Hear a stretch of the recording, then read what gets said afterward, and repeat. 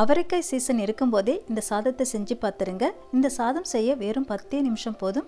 அதுக்கு கடாயில் 3 டீஸ்பூன் எண்ணெய் சூடு ஏறினதும் 1/4 டீஸ்பூன் கடுகு, இது கூடவே 1/4 டீஸ்பூன் ஜீரகம், 1 டீஸ்பூன் கடலைப்பருப்பு, 1/2 டீஸ்பூன் உளுத்தம்பருப்பு சேர்த்துட்டு கடுகு ஜீரகம் நல்லா பொரிஞ்ச பிறகு ஒரு பெரிய வெங்காயத்தை பொடியை நறுக்கிட்டு சேர்த்துடலாம்.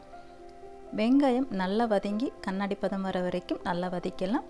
கூடவே வாசனைக்காக கருவேப்பிலையும் சேர்த்துட்டு நல்லா வதக்கலாம். இப்போ வெங்காயம் நல்லா வதங்கி வந்துச்சு. அடுத்ததாக 1/4 கிலோ அவரைக்காயை இது போல் பொடியை நறுக்கிட்டு சேர்த்துடலாம். அவரைக்காய் சேர்த்துட்டு 1 நிமிஷம் போல் நல்லா வதக்கலாம்.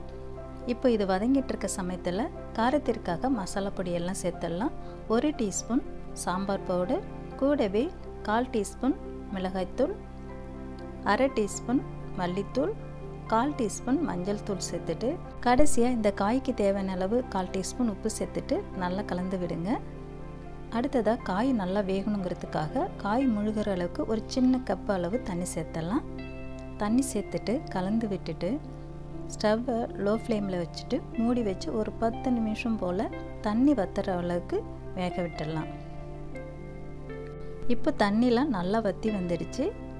காய் வெந்துச்சான்னு செக் பண்ணிக்கோங்க.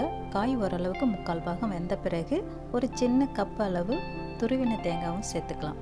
சேர்த்துட்டு நல்லா கலந்து விடுங்க. இது 1 நிமிஷம் போல் தேங்காய் மசாலா எல்லாம் நல்லா கலந்து வர வரைக்கும் வேகட்டும். இப்போ அவரைக்காய் மசாலா கூட சேர்ந்து நல்லா வெந்து வந்துடுச்சு. அடுத்ததாக 1 கப் வடித்த சாதத்தை சேர்த்துடலாம்.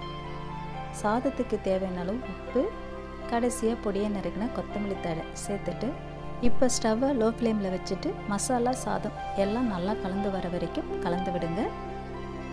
அவ்வளோதாங்க, அவரைக்காய் சாதம் 10 நிமிஷத்தில் ரெடி ஆகிடுச்சு. இது ஸ்கூலுக்கு லஞ்ச் பாக்ஸ் ரெசிபியாகவும் கொடுத்து விடலாம். நீங்களும் இது போல் ட்ரை பண்ணி பார்த்துட்டு எனக்கு கமெண்ட்ஸில் சொல்லுங்கள்.